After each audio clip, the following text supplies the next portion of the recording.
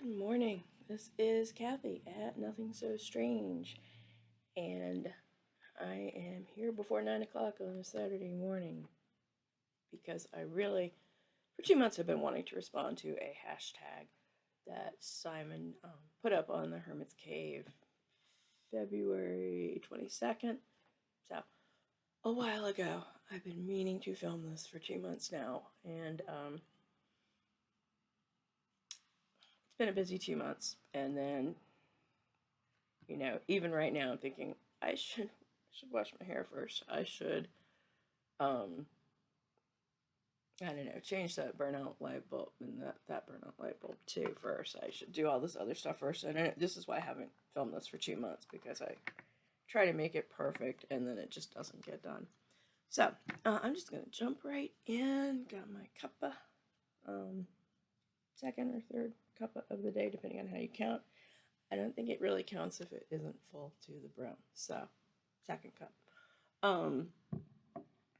The CC&C special was called The Soul of Tarot. Thought-Provoking questions for the tarot community. Took me a couple tries to get through the whole thing. CC&C's air, I think 7 over there. It's 2 or 3 here, depending on daylight savings. So, the shop's open. And if I hear the whole thing without interruption, that means that was a bad day in the shop. So generally, I'll hear a lot of the conversation dip in and out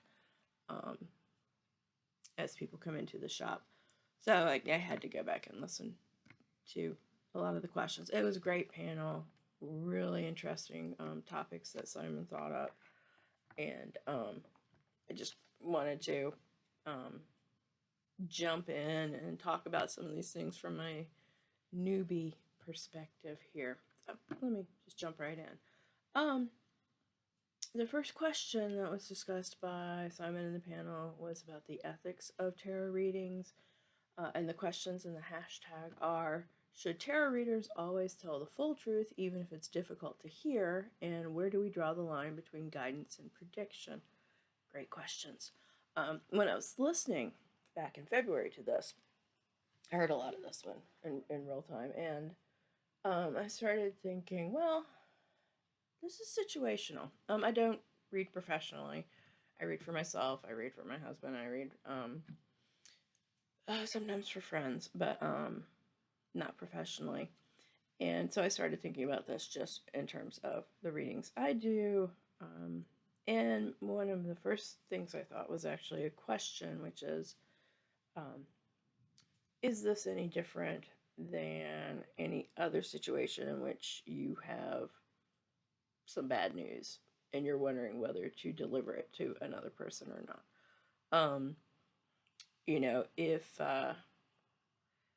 If you see one of your friend's boyfriends out with somebody else, are you going to tell them or not? Or is it situational, like depending on how close you are? Or, maybe if you know they're about to get married in 2 weeks, you'll say something because there's still time to avert a disaster. And maybe if this is the 14th time they've done it, and you're like, we're not really going to add anything to the situation by informing her yet again this is happening, maybe you won't. So I think telling the full truth can be situational in all cases. But then I started thinking, well, I'm not a professional. Would I feel differently about this if I read, and people paid me for it? And then I started thinking how amorphous the field of tarot reading is. You generally, I think, in most places, if people do read, they have to say this is for entertainment only. You have to say it on your website and whatnot. But still, I think a lot of the way people should answer this question has to do with how they see their role as a reader. Different fields have different rules about truth telling. Are you following the same rules as a priest? Are you following the same rules as a therapist? Are you a social worker? Are you a counselor? Are you an entertainer? Depending on how you see yourself as a tarot reader, I think this answer would change. Are you a mandatory reporter? I've had jobs where there were things that, if I hear this, I have to mandatorily report it. So I really think that the question answer there is it depends. It really depends on what you and your clients understand your role as a tarot reader to be, and what the ethics are attached to that role.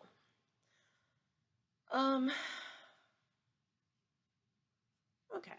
Second question: role of intuition versus traditional meanings. How much should a reader rely on intuition versus learned meanings? And can a reading be accurate if it ignores traditional interpretations? I really liked Kelly's answer to this on the panel, and I think I agree with what she said, which is if somebody's charging money for a reading, if somebody's charging me money for a reading, yeah, I want you to know what those cards mean, because otherwise, why are you charging me money for a reading? Now, if you have that background, if you know what the cards mean and you sit down to read the cards and the universe says, oh, tell Kathy this, tell me that. I mean, that's great. That's fine. But I do think people should come from a place of knowledge, and don't have a lot of patience with people who are like, I'm just going to use these cards, but I'm not going to learn what they mean. I'm going to rely on intuition, because why are you using the cards then? Use oracle cards. Draw your own cards. Use cards that don't have a set of meanings, or given the tarot and all the different systems, a set of 5 or 6 different meanings attached. I feel like if people are using tarot in a way, they are borrowing the legitimacy and the historical nature of that system. I'm a tarot reader. That means something different than I'm just reading, something else. And so if you're borrowing the legitimacy by saying you're reading tarot, read tarot. Know what tarot means.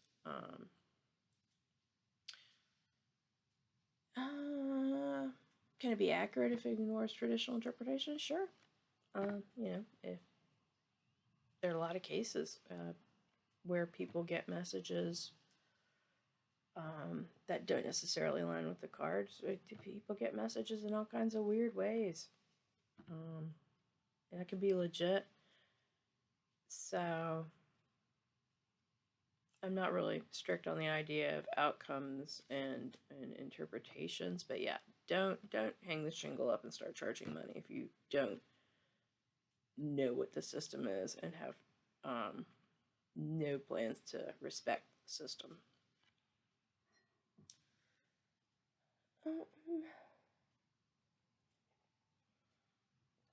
Third question: morality of reading for others. Is it ethical to read for someone who hasn't given explicit consent? Celebrity readings, for example.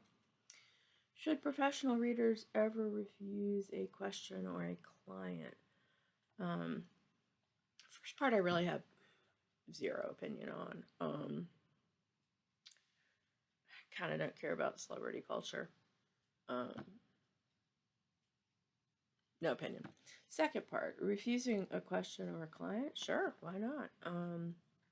I think anybody professional, as long as you are not deliberately discriminating on the basis of protected category, blah, blah, blah, you should have the right to refuse. I worked in a lot of restaurants before, and yeah, I think you should have the right to refuse service for people who are known troublemakers. You should, the chef should have the right, just as a reader should say, I'm not going to answer that question. The chef should say, I'm not going to make the dish this way you've asked for. And sometimes that's to protect the chef. Sometimes that's to protect the client. Removing these 3 ingredients is going to mean that this recipe is crap and I'm not going to serve that. You know, you've come to the wrong kind of restaurant. This is a dive bar. You want fancy French food. I'm not going to do that. You know, so I think there's all kinds of reasons why you should be able to refuse a question, refuse to serve, as long as it is not based in some sort of bias against, you know, protected category. Third question, tarot and shadow work. How has tarot helped you confront uncomfortable truths about yourself? Should tarot always be uplifting, or is it a tool for deep self-exploration, even when painful?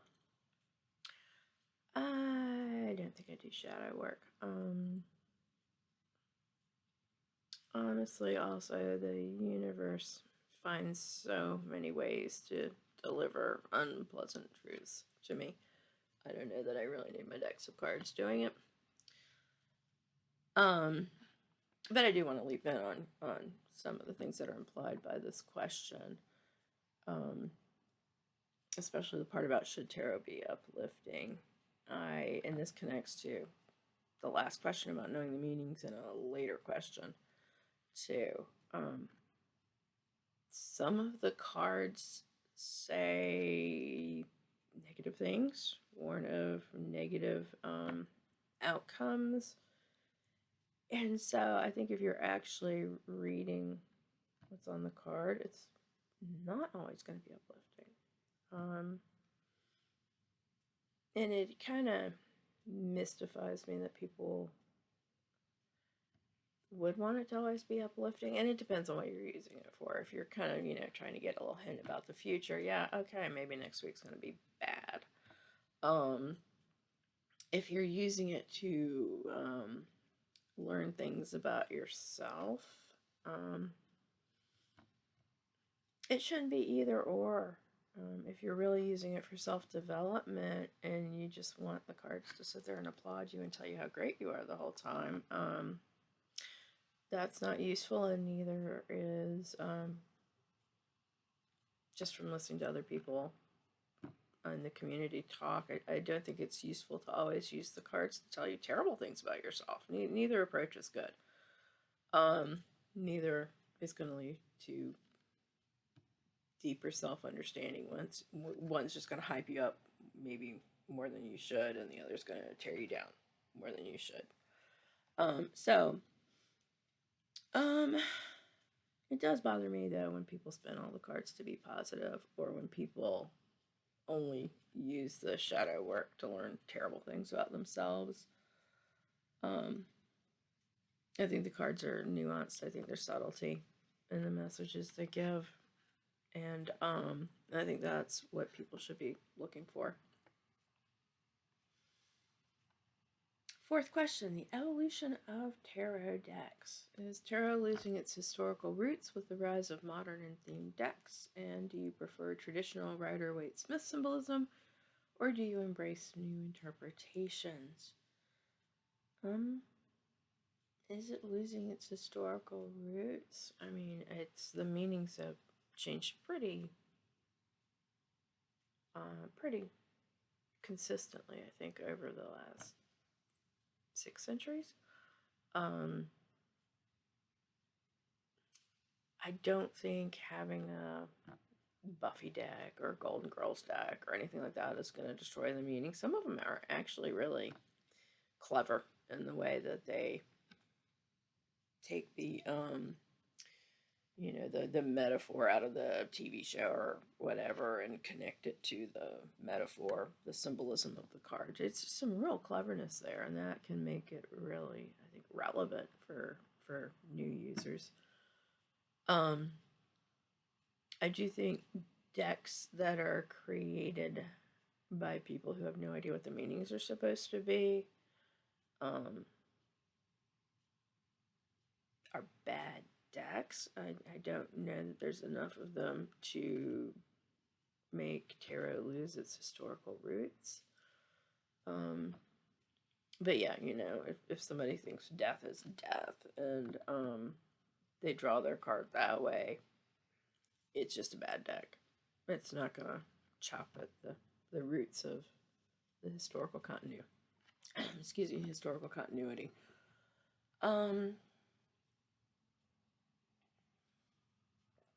New interpretations, I'm all for creativity. I'm all for create a new system. If you were moved to create a new system, I wouldn't call it tarot. I think that's been a little controversial where um, um, people call things tarot, but there's only 50 cards, or we all know what the decks that people single out as not being tarot are. There's a gray area, I think, where people start changing things. I feel like do you have the 78 cards? Do you have the majors and minors? Do you have the 4 suits? Do you have court cards? You've got a tarot deck. I know some people get really aggravated if the suits are renamed, or the court cards are renamed, and there's a point at which it starts getting this tries too hard feeling for me personally. But again, some of the decks I love the most really get away from the traditional Rider-Waite imagery.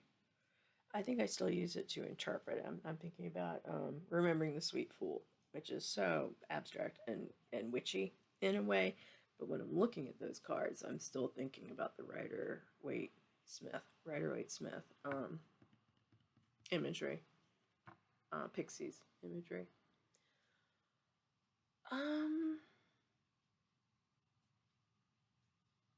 And again, the final question there. If somebody's making something that wrong number of cards, no reference to the historical meaning, why are they calling it a tarot? Call it an oracle. Call it something else. It's not a tarot. Question 5. Personal connection to tarot cards. Do you believe certain decks choose their readers? Have you ever felt disconnected from a deck that others love? Cards choosing their readers. This got me a little giggly because I was like, oh, wouldn't that be great? And I had this whole thing going in my mind where the doorbell rings and I go downstairs and there's all these little decks standing there with little stick arms and little stick feet, and they're like, we're here, and they have little voices kind of like the chipmunks or the mice and Cinderella, and they come in and help me do the dishes and sing and dance. Yeah, that's what I thought of when I thought do decks choose people. Doesn't happen. I think you like the decks you like. You like the decks that resonate with your aesthetics, your idea what the tarot is for. Do I feel disconnected from decks that others love? So many, and I am not going to list them out or I'll get run right out of the community because so many popular decks I do not like.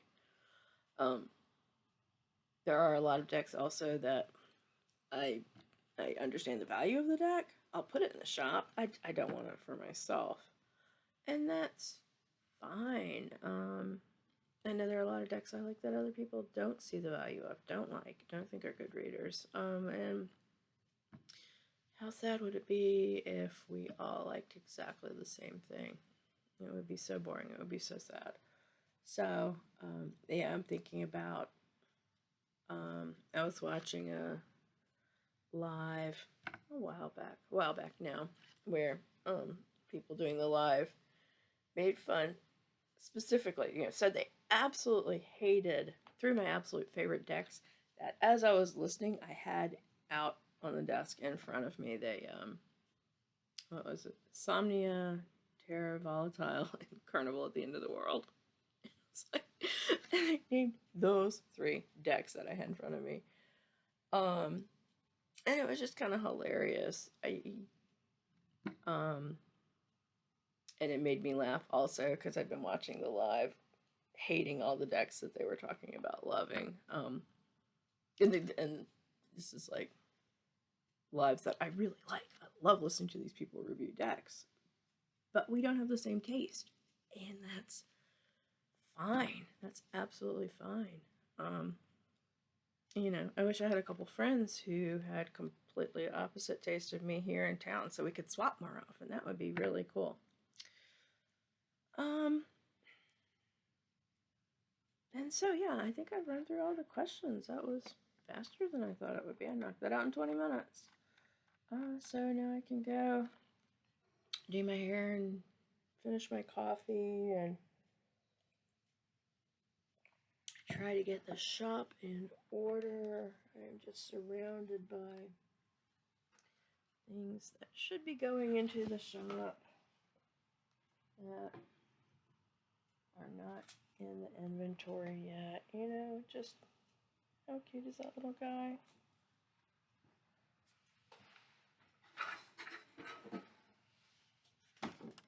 Where's the pretty tray?